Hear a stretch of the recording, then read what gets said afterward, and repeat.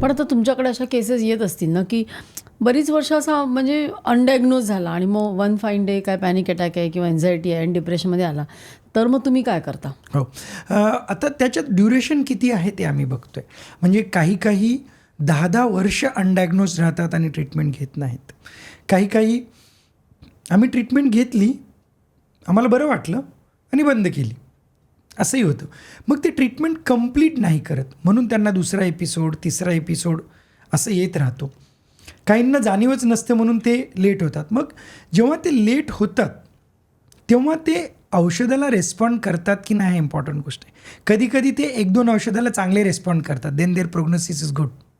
म्हणजे बरेच दिवस अनट्रीटेड असून सुद्धा काही ते 2 प्रकारची 3 प्रकारची औषधं देऊन over a period of 2 to 3 months they don't respond well. मग ते क्रोनिसिटीकडे तर नक्कीच गेलेले आहेत, पण त्यांच्या आजाराची तीव्रताही ही जास्त आहे. म्हणून त्यांना परत ट्रीटमेंट करण्यासाठी खूप इफर्ट्स, मेडिसिन, काउन्सिलिंग, दुसऱ्या उपचार पद्धती ज्या काही आहेत त्या सगळ्या आपल्याला करायला लागतात. मग आता तुम्ही म्हणता औषधं, मग ही अशी कोणती औषधं असतात आणि त्यामुळे डिप्रेशन म्हणजे तुमचं जे न्यूरोकेमिकल इम्बॅलन्स तो नीट होतो का? कुठली औषधं असतात ही? ही औषधं जी असतात त्यांना म्हणजे कॉमनली आज बऱ्याच लोकांना SSRI असं माहीत असतं.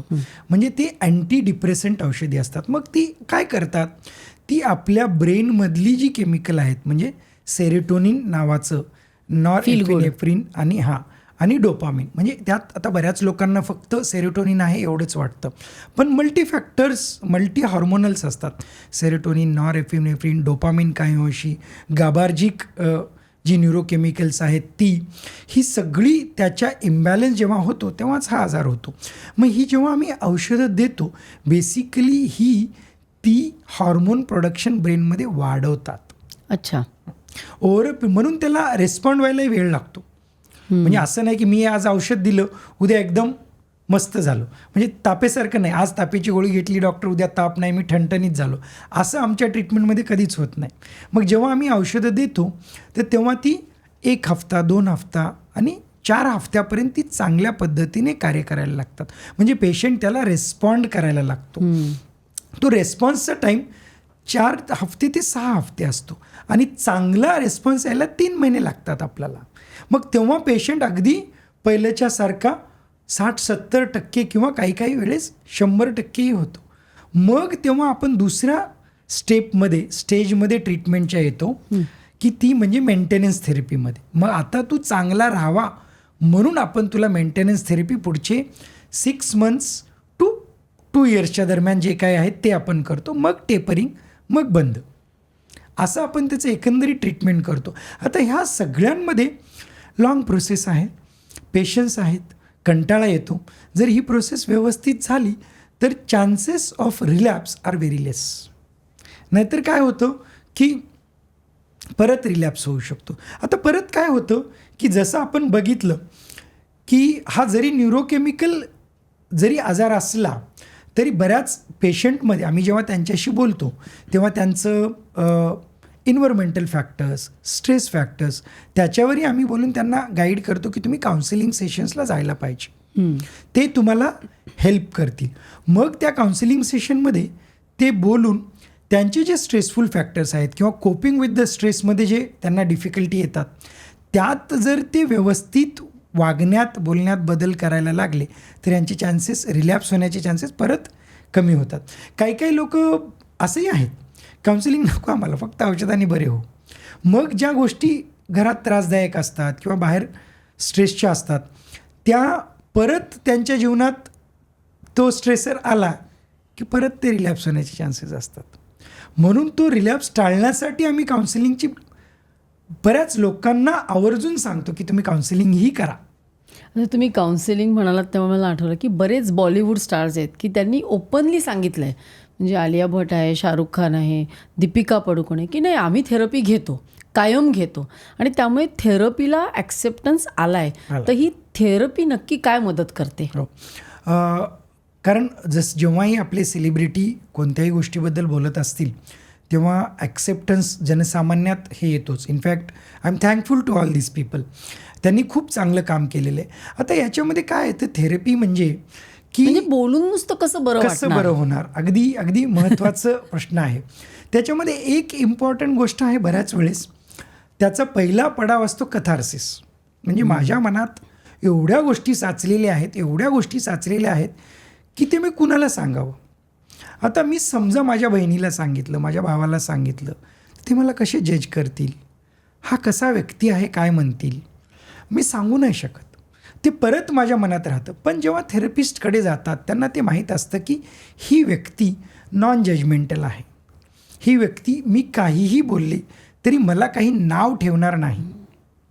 मग ती व्यक्ती कथार्सिस जेव्हा करते तेव्हा बऱ्यापैकी रिलीफ होतं. हा थेरपी करण्याचा पहिला एक स्टेज असा आहे. प्रत्येकाला कथार्सिस केल्यावरच व्यवस्थित होतात असं नाही.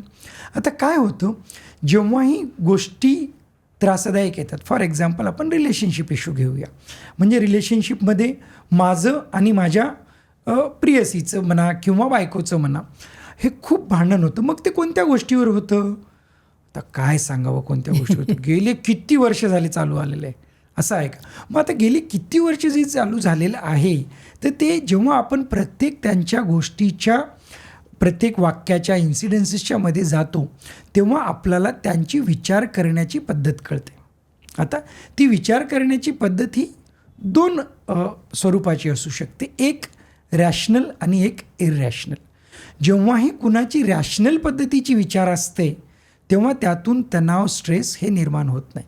जेव्हा इररॅशनल असते तेव्हा तणाव, डिप्रेशन आणि नातेसंबंधामध्ये त्रास हे निर्माण होतो. मग ती इररॅशनल पद्धती काय आहे फाइंड आउट करणं आणि ती कशी इररॅशनल आहे हे समजून देणं, म्हणजे चुका समजून देणं. जे ढोबळ भाषेत म्हणतात ना, मग मला काय चुका आहेत का, मी चुकीचं आहे का, असं जे म्हणतात ना, ते चुकीचं असं नाही आहे. आपल्या विचारपद्धतीमध्ये ज्या गडबडी आहेत त्या इररॅशनल होतात.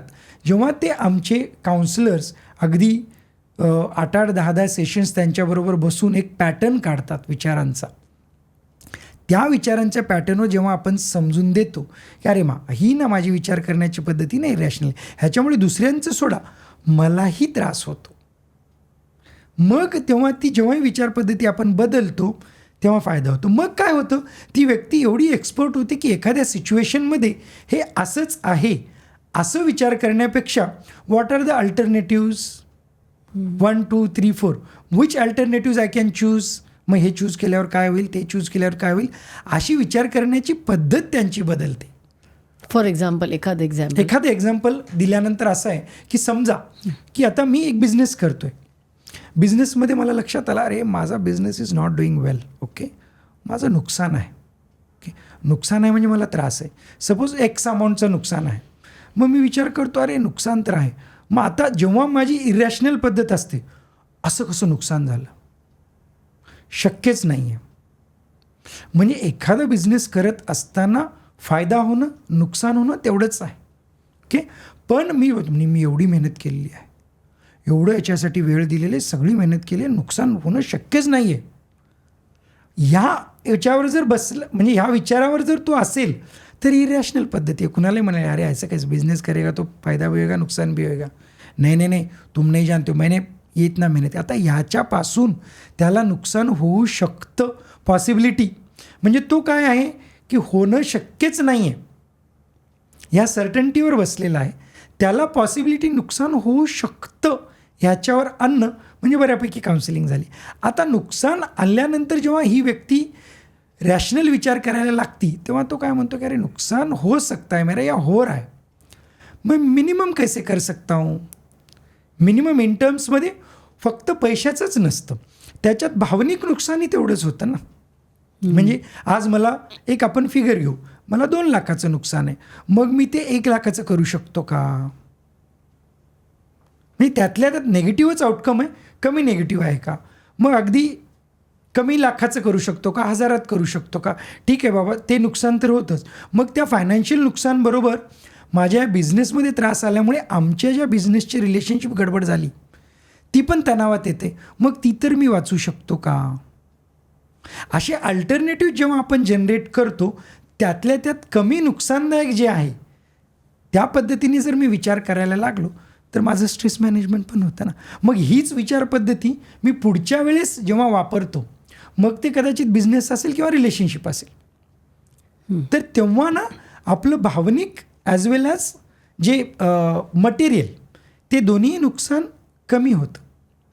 म्हणून रॅशनल इमोटिव्ह बिहेवियर थेरपी काउन्सिलिंगच्या ज्या पद्धती असतात आपल्या, REBT म्हणा, CBT म्हणा, हे अशा पद्धतीने काम करत असतात. ही क्लिप शेवटपर्यंत बघितल्याबद्दल खूप खूप धन्यवाद. संपूर्ण एपिसोड बघण्यासाठी खाली दिलेल्या लिंकवर क्लिक करा आणि सर्व काही चॅनलला सबस्क्राईब करायला विसरू नका.